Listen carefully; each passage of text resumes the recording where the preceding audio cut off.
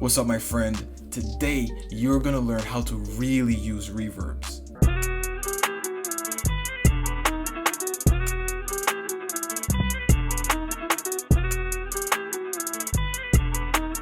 I'm gonna show you the exact website that you need to use to calculate perfect reverbs every single time, and the exact settings that you need to use to fit with your vocals. My name is Macro from Mixing with Macro, and welcome to my channel. I'm a recording and mixing engineer, and I've done recording and mixing for major record labels and many independent artists. If you've been wondering how to get that professional sound when it comes to your music, in my description I've outlined all of my secrets when it comes to hip-hop mixing. You will learn my plugins, you will learn my plugin chains, all the settings I put within my plugins. It's absolutely free, and you can go from a amateur sounding mix to a professional sounding mix in less than 30 minutes. So go ahead and check it out in the description right now. Do not leave here empty-handed. I'm doing this because it's my goal to help you streamline your recording and your mixing process for fast and consistent results. Now let me show you how to really use reverbs. What's up, my friend? I'm gonna show you today exactly how to use the perfect reverb, how to find the perfect reverb every time for your track. This could be an hour-long video, but I'm gonna show you the exact calculations you're gonna need to get your reverbs right every single time, okay? And this is specifically for vocals. We're gonna save for another video types of reverbs like your halls, your room reverbs, your chamber, your plate reverb, your spring reverbs. We're gonna save that for another video. But for this video, I'm gonna show you exactly the settings that you're gonna need for your vocals and the type of reverbs that best suits your vocals, especially for rap and hip hop. So the best reverb that fits your vocals for rap and hip hop is the hall reverb. All right, halls are big and lush. You know, you have small halls, you have large halls, and it's best for vocal productions. Okay, so now we have this track here. I'm gonna show you exactly what we're working with. This shit on, yeah, I bought my whip and fold, yeah, got that crib and Ford, yeah, got two friends, bring them thought, wine and glass and got a pour, So it's pretty dry. I have one reverb here. It's a vocal preset I like to use from FabFilter Reverb, and it gives my vocal a little bit of a shine and puts it in a small room. Now, when it comes to the nice big lush reverb, what I like to use is the Valhalla. So Valhalla is not a very expensive plugin. Anyone can access this. And what I like to do, I like to go to the mode. When I go to the mode, it gives you all the types of reverbs that you could use. This is, as you can see the bright hall, plate, room, chamber, random space, chorus space, a lot of creative sound and reverbs. But what we need for this is the concert hall. See the first one up there, the concert hall. So select that, and they're gonna give us the preset.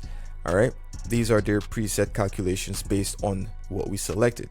Now you could change it. You can do 1980s, you can do more contemporary reverb. I like to do the 1970s. I think it sounds good. It depending on what song I'm doing, that's up to you. But what you should follow is this. All right, now what we want to do, we want to tweak our pre-delay, our decay time. All right, this is the universal reverb. Let's just understand that this is the universal reverb. What do I mean by universal reverb? What I mean is the reverb that's going to have all the vocals inside of it. It's not the reverb that we're going to use for this track and then the reverb we're going to use for this track. You could experiment with that stuff, but this, what I'm showing you, is a universal reverb to make your vocals sound great together. What you need to take into account first, you got to ask yourself, how big of a reverb do I want this song to have? Do I want this song to sound big and lush with a lot of reverb? Think Travis Scott, think Don Toliver. Or do you want it to sound more dry? Think, you know, regular trap music, like, you know, a Future, 21 Savage, where you don't have a bunch of big reverbs. You want it to sound like that. And the second thing you should do is find your tempo of your song. All right, tempo is very, very important. Music is rhythmic and it goes along to a tempo. That's how we can keep the time and the rhythm in our heads. And the tempo of this song is 120. That in mind, I'm going to show you a website where you can calculate your reverb and get it perfect every time. So you just go to Google, you type in Reverb Calculator, and Reverb Calculator is going to give you all these options here. All right, the option that you should check is the first option from another producer.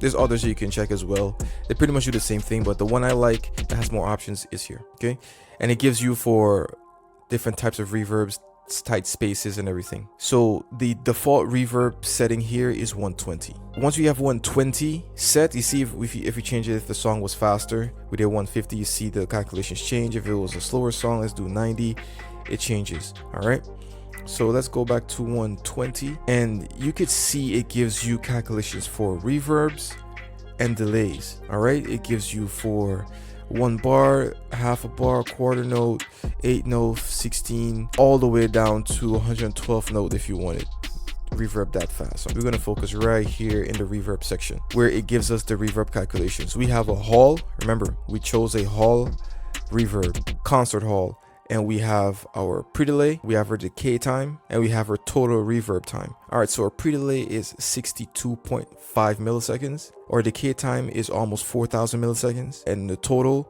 reverb time is 4,000 milliseconds. Now we just need these two calculations here. Now we're going to go back to Pro Tools here, and our pre-delay said it was 162.5. Let's go. If you actually want it perfect, you can. And our decay time is 3.9. All right, now we have the perfect settings set in. All right, let's listen to it without a reverb. Yeah, I bought my whip and falls. Yeah, got that crib and falls. Yeah, got 2 friends, bring them thoughts. Wine in a glass, I'm got a pour so. Yeah, still really spinning the crib, you go watch. I don't fuck your bitch before. Shoot a movie, big screen in the crib, you go watch it. Try to chat and soar. Yeah, woke up this morning, yeah, I'm on. Get this shit on. Yeah, I bought my whip and falls. Yeah, got that crib and falls. Yeah, got 2 friends, bring them thoughts. Wine in a glass, I'm got a pour so. Okay. Yeah, I bought my whip and falls. Yeah, got that crib and falls. Yeah, got 2 friends, bring them thoughts. Wine in a glass, I'm got a pour so. Yeah, what? Running retarded, force gone, yeah. Woke up this morning, yeah, I'm walk outside of the crib and it's Paris. They want my seat, want make up Paris. Back in the pause, she wanna fuck when I come, want me leave it in. She sent me rack of that cash so easily. The baby fucking won't come and do everything. Big on me daddy, on God, I'm a father. Crib is secure, 26 mil I afford it. Made shit right off a fork. If I was you heard, I did this shit on. Yeah, I bought my whip and falls. Yeah, got that crib and falls. Yeah, got 2 friends, bring them thoughts. Wine in a glass, I'm got a pour so. Yeah, still really spinning the crib, you go watch it. I don't fuck your bitch before. Shoot a movie, big screen in the crib, you go watch it. Try to chat and soar. Yeah, woke up this morning, yeah, I'm on. All right, that sounds really good to me. It's in time, it's bouncing along nice with my delays and everything, and it sounds amazing. Now I'm going to show you how to use it on your background vocals. All right, we got the universal reverb set. We're going to use it on the background vocals. What I like to do, you can do one of 2 things. You can either use a send and send the universal reverb to your background vocals by using one of these send slots that are available here, or you can use the exact plugin on an insert.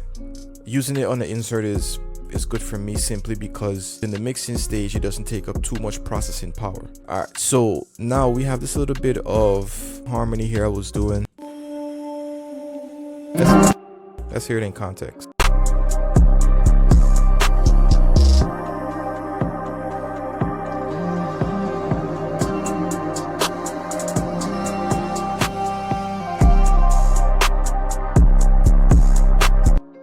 All right, now let us solo.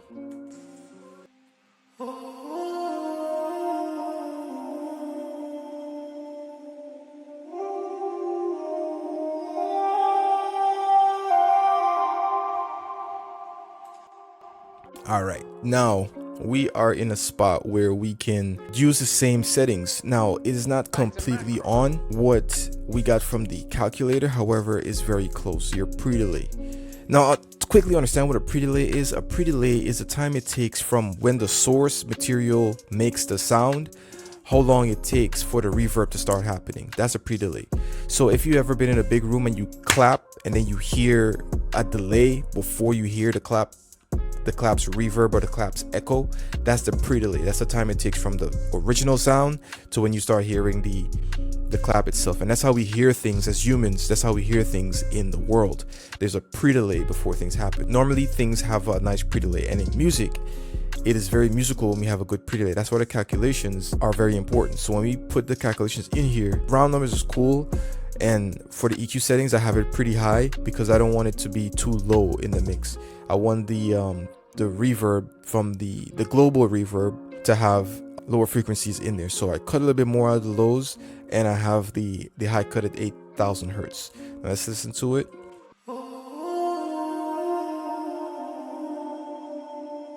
Then you could play with the mix knob to see how much reverb you want in the vocal. And it's great to listen to in context.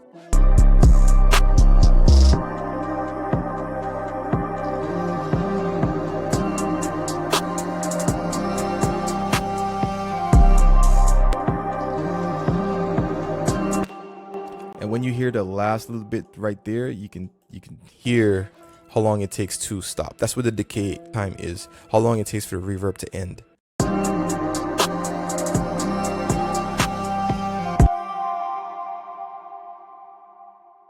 Nice. Let's just hear this background and the beat.